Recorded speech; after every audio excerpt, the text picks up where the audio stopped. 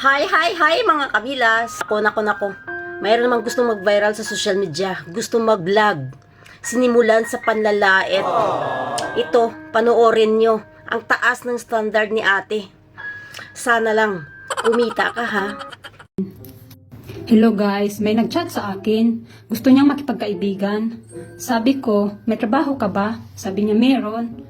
Tinanong ko agad, magkano ba yung sahod mo? Sabi niya, 12K. Na-shock ko. Ha? 12K?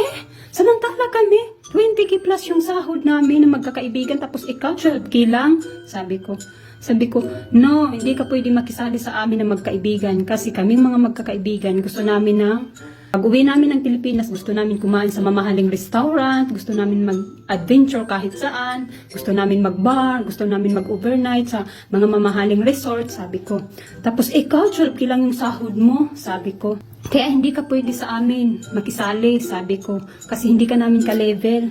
Tapos tinanong ko agad siya, ano bang trabaho mo? Sabi ko. Sabi niya, security guard. Ha? Security guard? Tapos 12K yung sahod mo. Hindi ka namin ka-level, so ex ka, hindi ka pwede sa amin na magkakaibigan, sabi ko.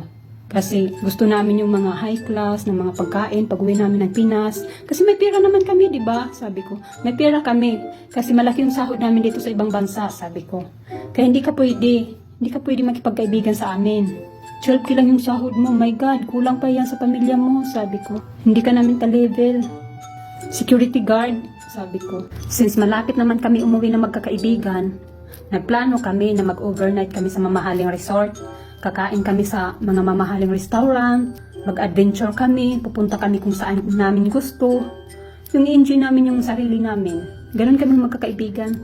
Ayaw namin makipagkaibigan sa... Alam mo ba yung maliit lang yung sahod?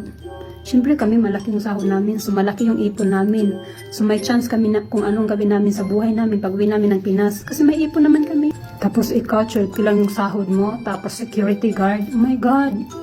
Hindi pwede yan para sa amin. Ayaw niya tumanggap ng kaibigan na 12K ang sahod. Gusto niya 20K kasi yung sahod nila sa abroad.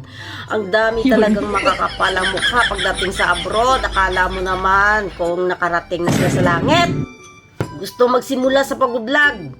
Pero sinisimulan nila sa panlalait. Hindi mo na nila titingnan yung sarili nila. Tinawag magsalita sa ano. Diyos ko. Look at yourself first, girl.